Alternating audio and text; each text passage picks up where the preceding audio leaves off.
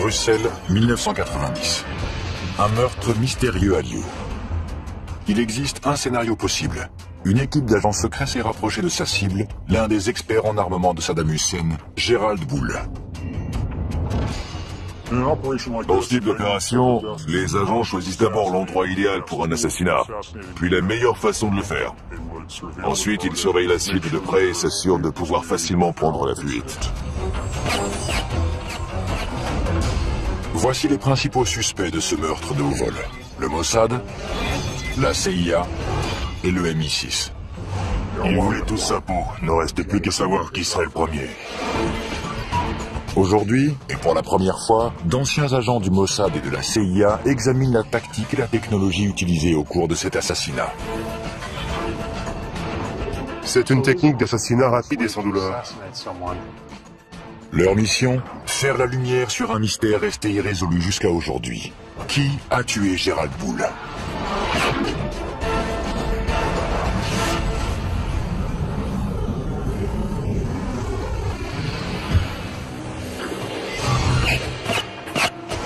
Un scientifique véreux, expert en armement, est abattu froidement.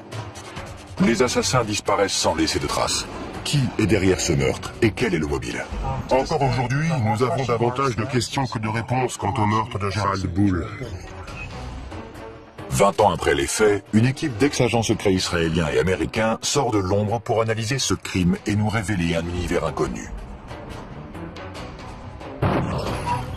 Il y a une excellente scène du film La mémoire dans la peau, où le supérieur de Jason Bourne lui dit qu'il n'est pas simplement payé pour assassiner des gens, mais pour les assassiner et faire croire que quelqu'un d'autre est responsable. Ça fait partie du métier. C'est un univers de surveillance, de trahison et d'habileté technologique. Les missions sont organisées pendant plusieurs années et leur succès repose sur l'entraînement et l'instinct d'un agent sans visage et sans identité, l'agent secret. J'ai passé 13 ans au sein du Mossad. Pendant les 7 premières années, j'étais un combattant, c'est-à-dire un agent clandestin. Les actions d'un bon espion peuvent réellement changer le cours de l'histoire. L'espionnage est la deuxième profession la plus ancienne du monde et l'une des plus dangereuses. J'ai été un agent traitant de la CIA pendant de nombreuses années. Je travaillais en clandestin. Il n'existe pas d'immunité diplomatique pour ce genre de mission. C'est un peu comme un soldat qui se fait arrêter alors qu'il ne porte pas d'uniforme. La punition est bien plus sévère. Il existe une trace de ces dangers. 102 étoiles gravées sur le mur commémoratif du siège de la CIA à Langley. Chacune d'entre elles représente un agent qui a sacrifié sa vie. Le véritable risque d'un agent clandestin est d'être découvert. À terre! Plus vite! Ça peut devenir moche. Le risque est important et impossible à éviter. Les espions risquent leur vie chaque fois qu'ils entrent en territoire ennemi. Mais il existe une mission en particulier qui est bien plus dangereuse que les autres. Il s'agit de l'opération clandestine et mortelle appelée liquidation. Les opérations clandestines de liquidation sont très rares. Au cours d'une de ces opérations, dont la cible était un leader terroriste, j'ai été chargé de poser un engin explosif sur le ferry dans lequel il voyageait. Je ne sais pas comment l'opération s'est terminée, on m'a juste dit qu'elle avait réussi, et c'est tout ce que j'avais besoin de savoir. Ce sont des gens qui ont du sang sur les mains et qui ont tué d'innocentes victimes. La seule façon de les empêcher de mener à bien leur prochain attentat, c'est de les éliminer. Les services d'espionnage s'intéressent aux terroristes depuis des décennies. Mais ce ne sont pas les seuls à figurer sur leur liste des cibles à liquider. Les autres personnages qui les intéressent sont les trafiquants et les fabricants d'armes, qui ne sont pas rattachés à une organisation. À la fin des années 80, un homme attire l'attention de tout le monde. Le scientifique canadien spécialiste en armement, Gerald Bull. Gerald Bull avait été approché par plusieurs services de renseignement, parmi eux ceux du Canada et des États-Unis. Il voulait travailler avec les deux. Avant 1980, le scientifique a travaillé pour les deux gouvernements. Il rêve de créer un super canon capable de lancer un satellite en orbite. Son travail était dédié à l'amélioration des canons pour pouvoir tirer à très grande distance. Mais d'anciens agents affirment que ce génie de la science possédait un côté plus sombre. Les scientifiques qui inventent des armes sont en premier lieu fidèles à la science. Ils ne se considèrent pas comme des fabricants d'armes capables de massacrer des millions de personnes. C'est comme l'homme qui organisait les horaires des trains à destination des camps de concentration. Il pensait n'être qu'un employé des chemins de fer. Il ne se considérait pas comme un meurtrier de masse. Il est intéressant de savoir que Gerald Bull était l'une des 3 seules personnes de toute l'histoire des États-Unis à avoir obtenu la nationalité américaine grâce à une loi du Congrès. C'est assez ironique, puisqu'en réalité, Gerald Bull se moquait parfaitement d'avoir ou non la nationalité américaine. Il ne s'intéressait qu'à sa technologie et à ceux à qui il pouvait la vendre. Peu lui importait le passeport qu'il avait en poche. Il avait de nombreux ennemis car il travaillait pour plusieurs États voyous. Il était impliqué dans diverses transactions avec de l'argent sale et il se mettait donc en danger sur 2 fronts différents. En 1980, Gerald Bull enfreint les lois américaines sur l'armement et il est accusé de trafic d'armes avec l'Afrique du Sud. Il est condamné à 6 mois d'emprisonnement dans une prison fédérale. Gerald Bull était à 2 doigts de mettre au point un système balistique qui aurait pu nous protéger de tous nos ennemis pendant très longtemps. Je ne sais pas ce qui s'est passé quand il a rompu avec la CIA, mais à l'époque, c'était une star. Quand Bull ressort de prison, il n'a plus de patrie. Il projette de construire son super canon et de le vendre au plus offrant. Il a de nombreux clients potentiels. La Chine, l'Iran et un peu plus tard, l'Irak. Le gouvernement irakien a adoré son idée et s'est mis à la financer. L'Irak fait venir Gerald Bull à Bagdad, où il commence à travailler sur une arme secrète surpuissante dont le nom de code est Projet Babylone. Le projet Babylone était un canon gigantesque et très puissant, capable de lancer un obus de la taille d'une voiture à une distance d'environ 1000 km. Si le rêve de Gerald Bull devient réalité, Saddam Hussein gagnera une arme capable de semer le chaos au Moyen-Orient.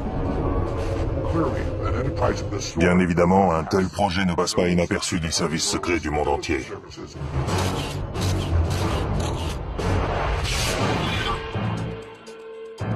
La nouvelle du projet Babylone se répand au sein des différents services de renseignement de la planète, y compris les services secrets israéliens, le Mossad. L'Irak avait déjà menacé plusieurs fois d'entrer en guerre contre Israël. Le Mossad dédiait par conséquent énormément de temps et d'argent au recrutement d'officiers supérieurs de l'armée, de scientifiques et de membres du parti basse. Il envoyait également des agents sur place pour obtenir des informations pratiques. Si le Mossad prend quelqu'un pour cible, ce n'est qu'une question de temps avant que cette personne soit amenée devant la justice.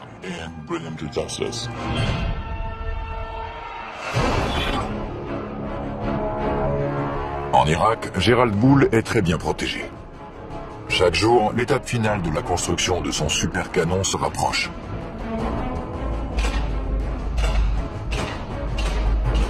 Le Moyen-Orient est une véritable poudrière, et Gerald Bull est sur le point d'y mettre le feu.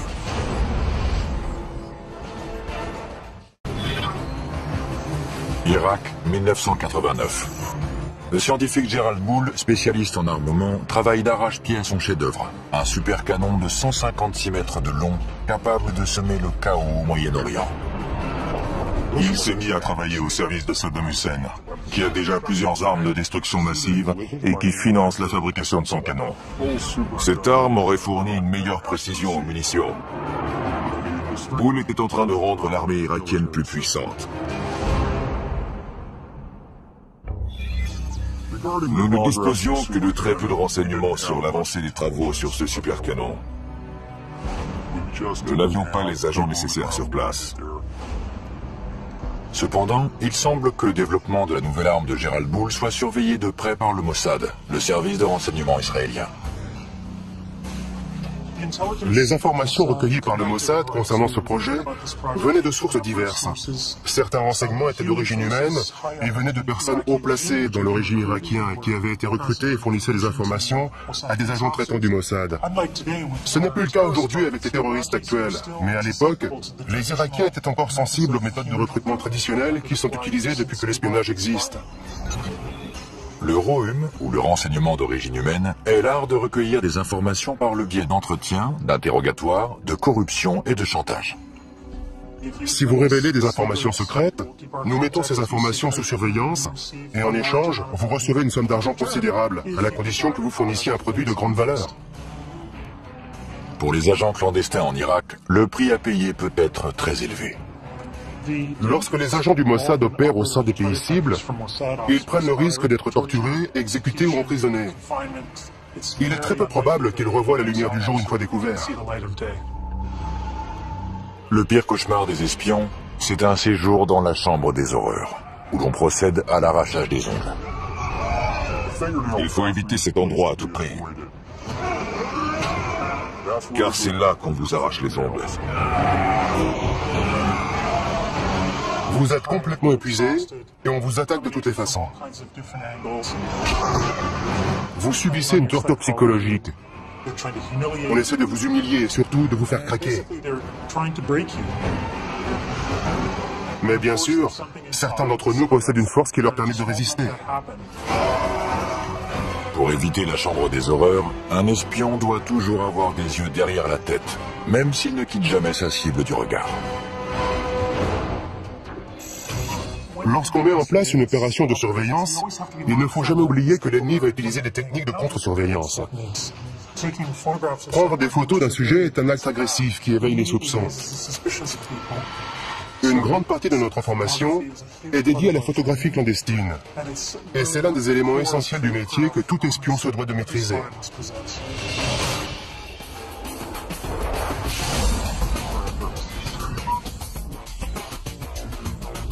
Michael Ross et Ishmael Jones, anciens agents des services secrets, nous présentent la technologie qui sert à la surveillance photographique. Ceci est un étui à lunettes. C'est un appareil photographique très ingénieux. Il y a un trou, et lorsqu'on l'ouvre, on découvre un appareil photo à l'intérieur qu'on peut relever. On peut le poser sur une table, prendre quelques photos, sortir ses lunettes, et les nettoyer, puis les ranger et refermer l'étui. Mais en réalité, c'est un équipement d'espion. Si quelqu'un ouvre cet étui, il comprend tout de suite que son propriétaire est dans l'espionnage. Mais moi, ce que j'utiliserais, c'est quelque chose de plus grand et de plus simple, un objet commun. C'est un appareil photo comme les touristes en utilisent partout dans le monde. Je le mets dans un sac. Il y a un filet à mailles. Cela me permet de me rapprocher de la cible et de prendre des photos. J'utilise également une télécommande pour ne pas avoir besoin de toucher l'appareil. Je n'ai qu'à viser et appuyer. La surveillance d'un site à haute sécurité, comme celui de la fabrication d'armes du projet Babylone, est très risquée.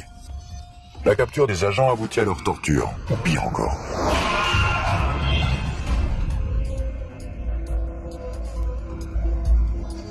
Il ne faut pas qu'on puisse nous repérer en train de prendre des photos depuis un véhicule.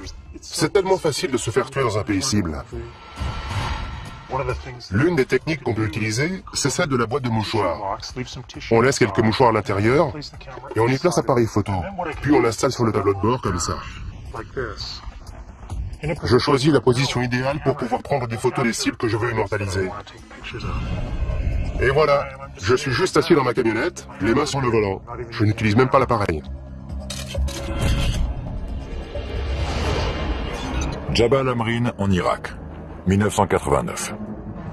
Gérald Bull teste une version réduite de son supercanon, le Mini Babylone. Il travaille également à l'amélioration du système balistique des missiles Scud de Saddam Hussein. Ces avancées pourraient avoir de terribles conséquences.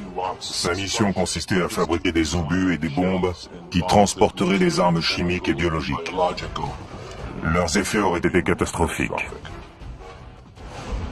Pendant ce temps-là, le canon Babylone de 156 mètres de long en est encore au stade du balbutiement. Le nom de code du projet est PC2, pour complexe chimique numéro 2. Des tuyaux en acier parviennent d'Europe en Irak pour un soi-disant projet pétrochimique. Mais ils serviront à construire le canon du véritable Babylone. Au cas où Israël considérait ce super canon comme une menace potentielle, l'une des solutions consisterait à bombarder le site. Mais la géopolitique de la région rend cette option extrêmement risquée. Envoyer l'armée de l'air israélienne dans l'espace aérien des pays voisins qui faciliterait un bombardement est très difficile et très compliqué. Ce n'est pas une action qu'Israël peut mener sur un coup de tête. Habile, impitoyable et mortel. La réputation d'assassin de personnages importants du Mossad est légendaire. C'est une guerre dans l'ombre, et parfois, en temps de guerre, il faut faire preuve de violence pour pouvoir détruire l'ennemi. Le Mossad encourage cette réputation, car il pense qu'elle effraie ses ennemis et qu'ils hésiteront donc à attaquer. Gérald Boul et son canon surpuissant, financé par Saddam Hussein, représentent une menace potentielle aux yeux d'Israël. Le projet attire maintenant l'attention des services secrets du monde entier. Il venait en aide à l'Irak, et il savait pertinemment que ce pays était devenu l'ennemi des États-Unis. Le projet d'armes secrètes de Gérald Boul implique toute la planète. Des éléments essentiels à sa construction ont été fabriqués dans plusieurs pays différents.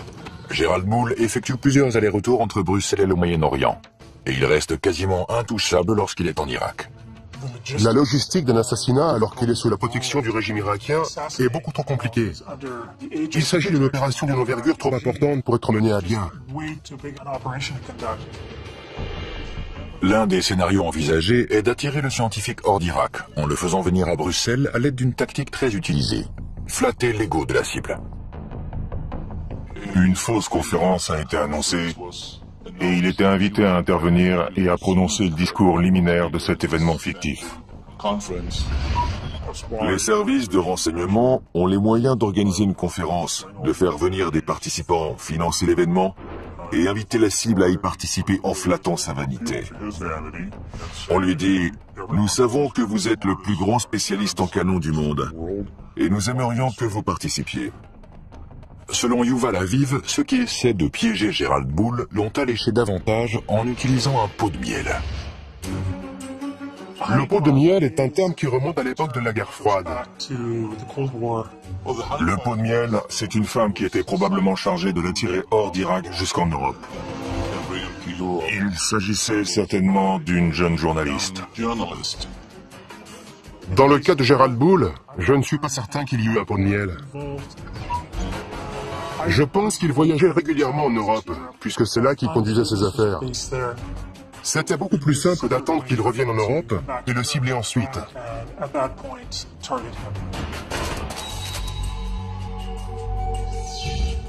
Que ce soit pour assister à une conférence fictive, pour retrouver une femme séduisante ou tout simplement pour gérer ses affaires, Gérald Boul rentre chez lui à Bruxelles. Selon certaines sources belges, il n'est pas seul. Un ou plusieurs services de renseignement maintiennent une surveillance constante. L'équipe de surveillance doit être dynamique et souple pour pouvoir suivre la cible dans n'importe quelle situation. Le plus important, c'est d'être capable de découvrir où le sujet habite, quelles sont ses habitudes et quels endroits il fréquente. En 1990, la technologie n'était pas aussi développée qu'aujourd'hui. Il y avait certainement des agents qui le surveillaient directement en le suivant et en essayant de maintenir autant de distance possible entre eux pour éviter d'être repérés. Si un agent est découvert pendant une opération de surveillance, c'est toute la mission qui est compromise. Maintenir une bonne couverture, c'est la seule protection efficace pour les agents qui opèrent au sein de pays ennemis. Ce ne sont ni les armes, ni la maîtrise des arts martiaux qui vous protègent dans cette situation, mais bel et bien votre couverture. La couverture des agents à Bruxelles devient capitale. Une identification photographique et surtout une identification fiable de la cible à éliminer est essentielle, car l'histoire regorge de victimes innocentes qui se sont fait liquider par erreur. Il faut prendre des clichés à différents moments de la journée et sous différents angles pour que l'assassin dispose d'une série complète de photographies à étudier afin que l'identification soit parfaite. Garder l'œil sur le scientifique est loin d'être un jeu d'enfant. Certains pensent même que les agents qui l'observent sont surveillés à leur tour. Je suis persuadé que ceux qui l'ont assassiné étaient surveillés de près par d'autres agents. Une couverture décelée peut faire s'effondrer une mission comme un château de cartes. Les agents doivent avoir l'art de se fondre dans le paysage et s'assurer de ne pas dévoiler leur équipement.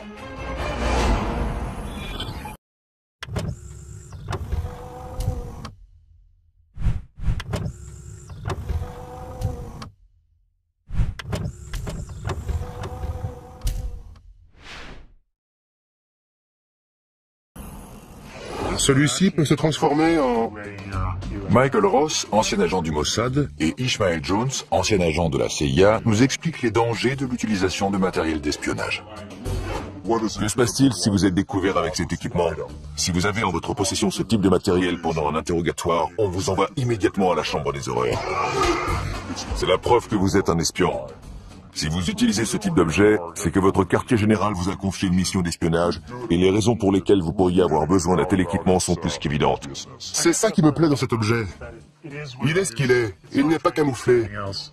Il ne reste plus qu'à sortir l'antenne, relever les sécurités, et une fois la lumière allumée, si j'appuie sur ce bouton, boum, quelque chose va exploser quelque part.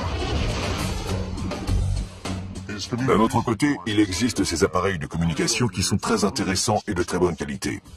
Si on ouvre cet étui à cigarette, on découvre l'appareil qui permet de communiquer. C'est formidable.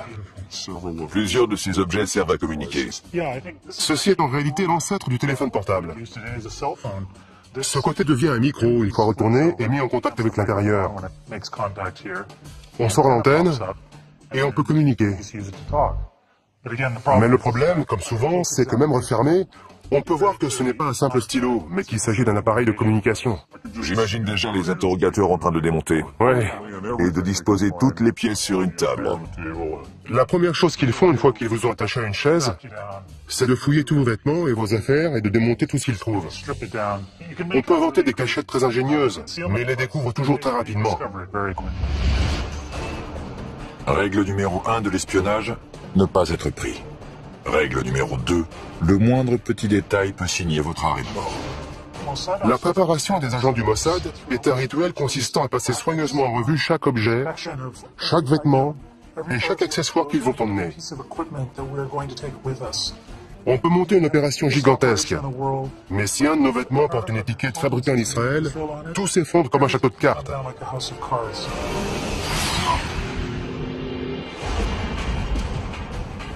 C'est l'hiver en cette année 1989 à Bruxelles.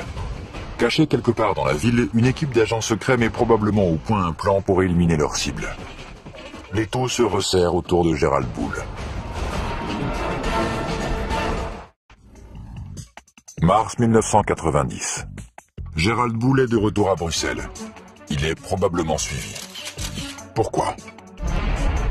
À cause du programme de développement de missiles de Saddam Hussein et d'un super canon top secret dont le nom de code est Projet Babylone.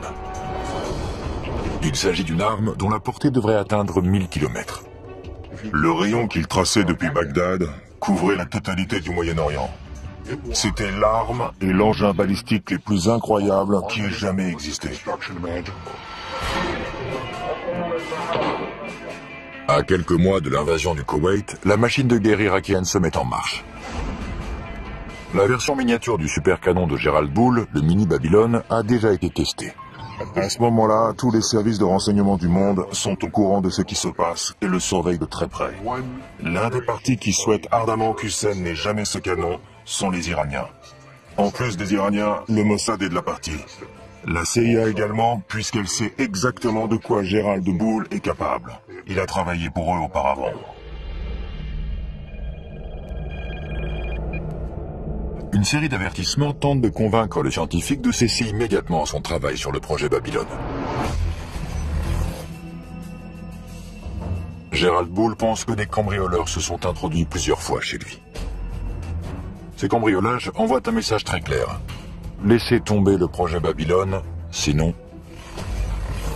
Un autre scénario possible est une tentative audacieuse de la part des agents secrets pour garder un œil sur les communications de Gerald Bull, en utilisant le ROM, ou renseignement d'origine électromagnétique. Il s'agit de l'interception de tout type de communication utilisant les ondes. Les conversations téléphoniques, les fax ou les téléx. En résumé, tout ce qui peut être envoyé électroniquement est la cible du ROM. La CIA utilise depuis très longtemps ce type d'opération technique, qui consiste à installer des micros, des dispositifs d'écoute et de surveillance d'appels téléphoniques.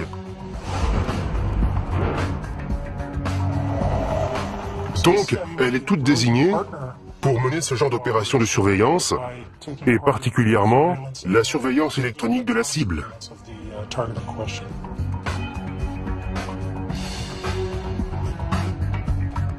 L'écoute électronique est une compétence qui s'acquiert après des années de formation. L'ancien agent de la CIA Ishmael Jones nous dévoile l'univers des micros et des transmetteurs cachés. Ces appareils de surveillance électronique permettent d'en apprendre davantage sur les cibles. On a placé des dispositifs datant de la guerre froide dans certains objets de cette pièce. Dans ce téléphone, par exemple. Voici l'appareil d'écoute. Il n'espionne pas la ligne téléphonique, mais écoute les bruits de la pièce en général, et bien entendu les conversations téléphoniques également. En voici un autre installé sous le siège d'une chaise de bureau standard. Cette partie doit ensuite être recouverte de bois ou de tissu pour ne plus être visible. Pour dissimuler un dispositif dans un livre, il faut l'installer dans le dos. C'est d'ailleurs un appareil de la CIA. On peut voir le dispositif audio en haut, les piles sont au centre, et les autres éléments de l'appareil sont en bas. C'est un transmetteur complet. Mais lorsque la cible est mobile, il faut pouvoir suivre ses conversations à travers la ville. L'une des solutions possibles remonte à la guerre froide. Voici un dispositif d'écoute de la guerre froide. L'avancée de cette technologie, c'est que les conversations de la cible peuvent être entendues, peu importe où elles se trouvent, tant qu'elles portent ce manteau. L'inconvénient de cet appareil, c'est qu'il se remarque facilement. Il ne ressemble pas à un bouton normal. La cible peut s'en rendre compte et elle redoublerait alors de méfiance. Entrer par effraction dans l'appartement d'une cible importante comme Gerald Bull peut compromettre l'opération tout entière. On va devoir entrer par effraction, ou si possible avoir un rendez-vous sous de faux prétextes. Il faut alors réfléchir très vite à l'endroit où placer le micro. Le mieux est de disposer d'un mur commun tout à côté de la cible. On peut percer un trou dans le mur et y installer un dispositif audio ou vidéo. C'est une technique beaucoup plus intéressante. C'est plus simple d'avoir un appartement à soi pour y travailler. À Bruxelles, Gerald Bull est surveillé de près par une organisation sans visage et sans nom. Il reçoit un ultime avertissement. Cessez votre travail sur le projet Babylone. Mais il choisit d'ignorer la menace. La mission qui tente d'éviter la construction du supercanon de Saddam Hussein passe à la vitesse supérieure. La technique la plus simple pour stopper cette opération est d'éliminer Bull himself. Le spécialiste en armement canadien est condamné à mort. Bruxelles est un endroit idéal pour liquider un homme comme Gerald Bull. La ville est calme et sûre, et la cible se sent à l'aise et détendue. À Bruxelles, on entre en mode tourisme. Le scientifique pense que des cambrioleurs se sont introduits dans son appartement plusieurs fois, mais sans emporter d'objets de valeur. Il reçoit un ultime avertissement. Il doit cesser son travail sur le projet Babylone. De nombreux ennemis peuvent avoir été les auteurs de cette menace. Encore aujourd'hui, personne ne sait qui l'a appelé. La menace peut venir de différentes sources, y compris le Mossad ou l'Iran. D'après moi, les Iraniens pourraient très bien avoir assassiné Bull. Ils auraient pu le faire. Ils en avaient les moyens. Tous les plus grands services de renseignement sont capables de mener à bien une telle opération. Et ils l'ont déjà fait par le passé. La CIA, l'ancien KGB, aujourd'hui SVR, le MI6.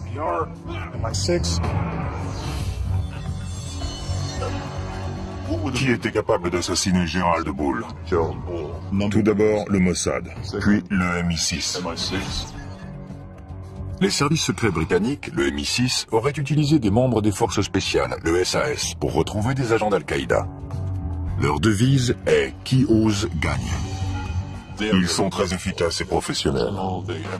Ils utilisent certaines des techniques et certains équipements que les Israéliens et le KGB emploient. Ils font sans aucun doute partie des meilleurs. Le Mossad possède sa propre branche de liquidation, le Kidon. Le mot Kidon peut signifier, selon le contexte, javelot ou baïonnette. C'est une sous-division du Mossad chargée de la surveillance de cibles terroristes et d'opérations clandestines d'assassinat. Si ça s'avère nécessaire.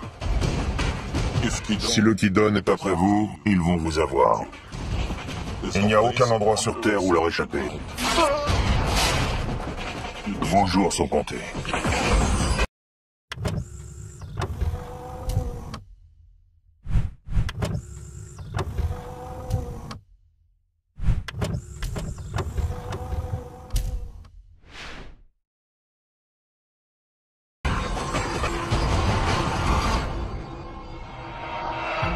Bruxelles, mars 1990. Le refuge est un élément déterminant dans une mission d'espionnage. L'attente dans un refuge avant le début de la mission, c'est un moment extrêmement stressant. Chaque fois qu'on entend une sirène dehors, on pense que c'est pour soi. Les refuges des espions sont un peu comme des ports en pleine tempête. Ce sont des appartements loués sous de faux noms, avec des informations différentes. Tous les services secrets les utilisent pour se protéger du monde extérieur. Ce sont des endroits où les agents peuvent se réunir, étudier les plans, analyser les opérations et en discuter, faire des débriefings. Au cours des heures qui précèdent une mission, l'équipe examine chaque détail de l'opération. La tactique peut varier, mais une équipe de liquidation standard est composée de plusieurs agents. Le leader est responsable de la sécurité et de la surveillance constante de la cible. Le chauffeur est chargé d'amener l'équipe dans la zone d'action et de l'en extraire. Et le tueur, ou les tueurs, effectuent l'exécution. Un autre élément clé d'une opération secrète de liquidation est le choix de l'arme. Les autres services de renseignement utilisent des armes plus lourdes, c'est-à-dire des gros calibres.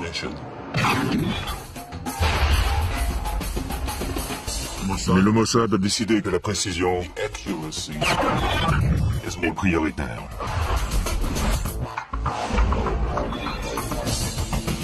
Nous sommes au stand de tir d'Angeles. L'ancien agent du Mossad Michael Ross et le spécialiste en armes à feu Mike Cristano procèdent à une analyse balistique d'un assassinat. La première marque est celle du tir du 9 mm. Elle a traversé le gel de part en part. Ce type d'arme laisse de sacrés dégâts, sans parler de risquer de tuer un passant innocent qui se tient derrière. Le gel balistique a la même densité que les tissus musculaires humains semi-tendus. Il permet de fixer l'empreinte balistique d'une arme. Le calibre 22 est plus intéressant, car il fait ce qu'un assassin veut, c'est-à-dire pénétrer, pas trop profondément, et exercer toute son énergie dans le corps, le crâne, ou n'importe quel autre endroit atteint. Son énergie n'est pas projetée vers l'extérieur en laissant d'énormes dégâts, quelque chose de très visible. Lorsqu'il s'agit de liquider une cible, il vaut mieux choisir la discrétion.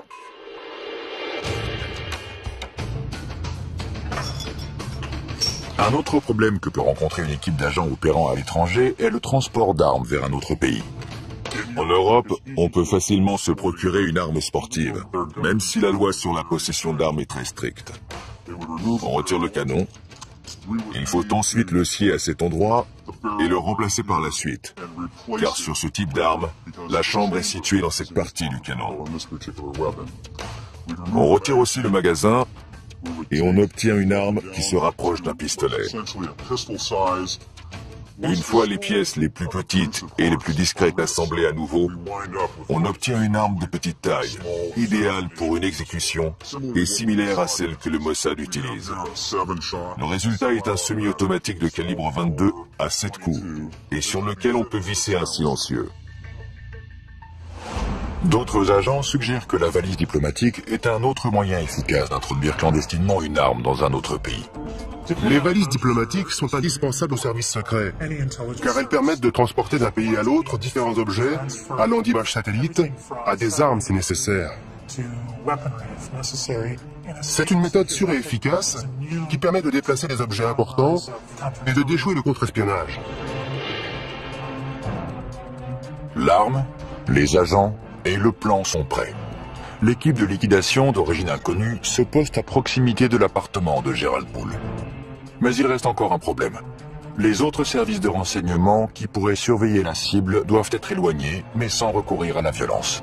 On n'a pas un permis de tuer, comme James Bond, qui autorise à décider soi-même qui on peut liquider. On est uniquement autorisé à éliminer la cible identifiée au cours de la mission. Impossible d'ajouter quelqu'un d'autre à la liste. On ne peut pas tuer n'importe qui. Hors de question.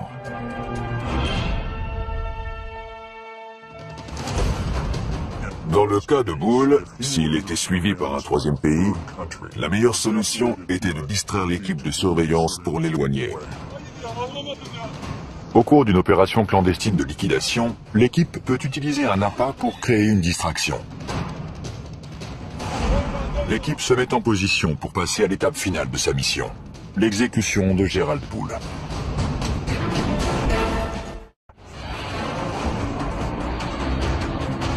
À la veille de la guerre du Golfe, Saddam Hussein a rassemblé un arsenal d'armes de longue portée.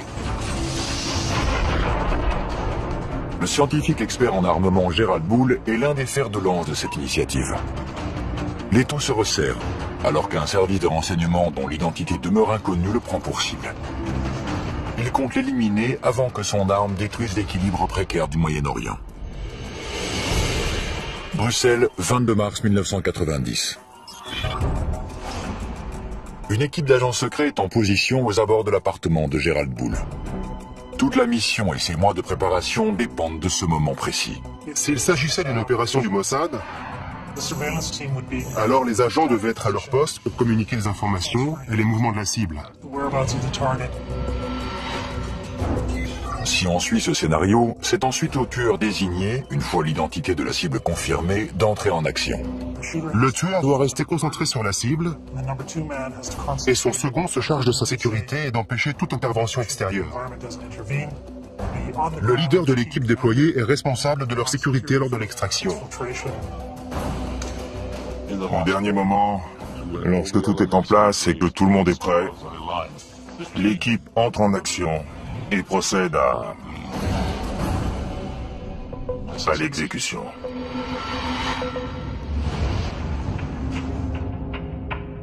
Le niveau de stress est élevé, bien évidemment.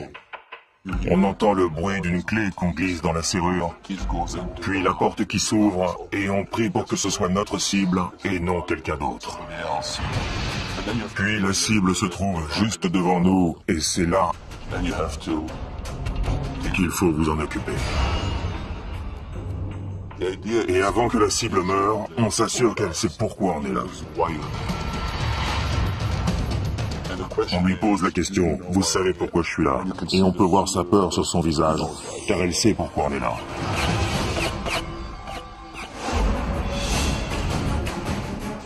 Une fois que c'est fait, tout le reste de votre équipe est en mode « Comment fuir ?»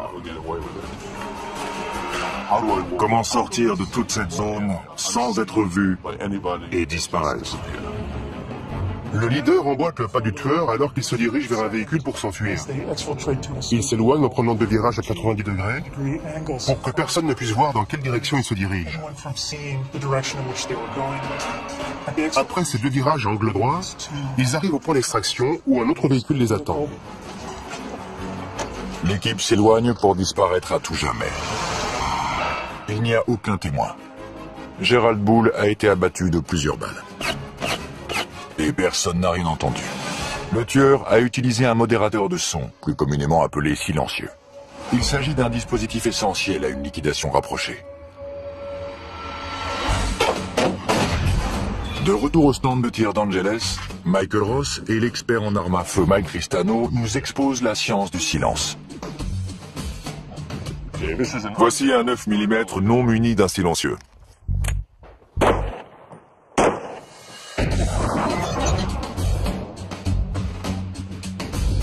On ne peut pas dire que ce soit une arme silencieuse. Non, absolument pas. L'arme de prédilection du Mossad pour les exécutions est un pistolet de calibre 22 équipé d'un silencieux. Le principe d'un modérateur ou silencieux est assez simple. On le place sur la bouche du canon d'une arme à feu. Le mécanisme interne est une série de rondelles qui piègent les gaz libérés lors d'un tir. Le bruit est émis lorsque le percuteur heurte la balle, qui est ainsi projetée hors du canon. Si on parvient à étouffer ce bruit, à dissiper ces gaz avant que la balle ne sorte du canon, le tir devient très silencieux. Un silencieux peut réduire le niveau sonore d'un coup de feu de 30 décibels. Un autre avantage du silencieux est qu'il améliore la précision du tir. Le canon est rallongé, le tir est donc un peu plus précis.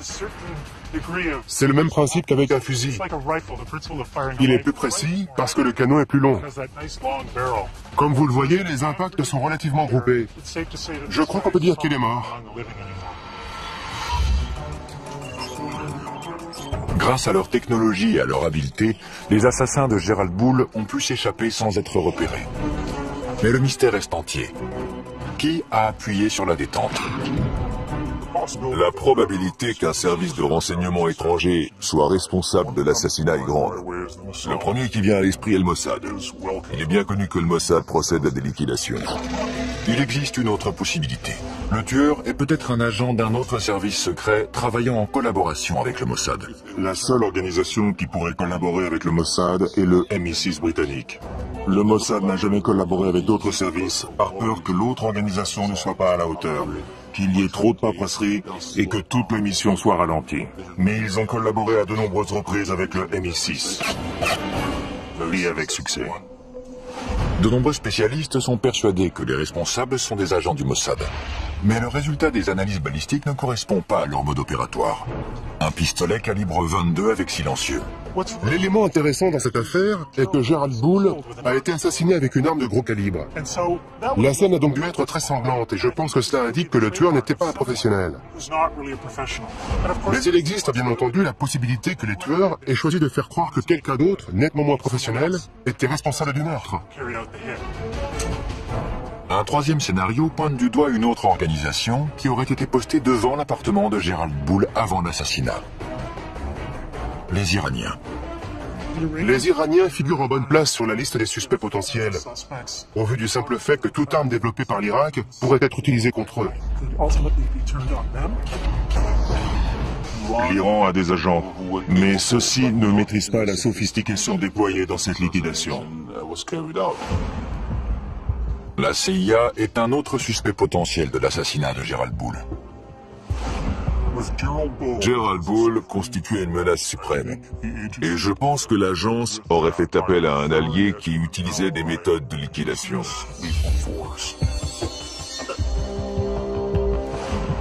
Je ne pense pas que la CIA puisse être impliquée dans un assassinat. Mais il est possible que l'un de ses responsables ait mentionné que Gerald Bull était un problème et qu'il faudrait qu'il soit éliminé. Parfois, ce qui favorise l'action est de se taire alors qu'on sait ce qui se passe. L'univers de l'espionnage est souvent comparé à un palais des glaces. La réalité n'est jamais vraiment ce qu'elle semble être. Le mystère qui entoure la mort de Gerald Bull reste entier. L'identité de l'assassin reste inconnue. Est-ce que certains services de renseignement étaient au courant de l'exécution? Et si oui, combien? Une seule chose reste certaine. Quelqu'un a violemment mis un terme à la vie de ce brillant scientifique.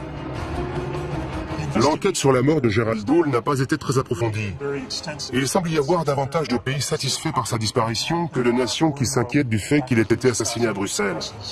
L'exécution de Gerald Bull a été un grand succès, car lorsqu'il est mort, le projet du canon est mort avec lui. Peu importe qui l'a tué, tous les services secrets sont complices. Car tous voulaient sa mort. Il y en a juste un qui a frappé le premier.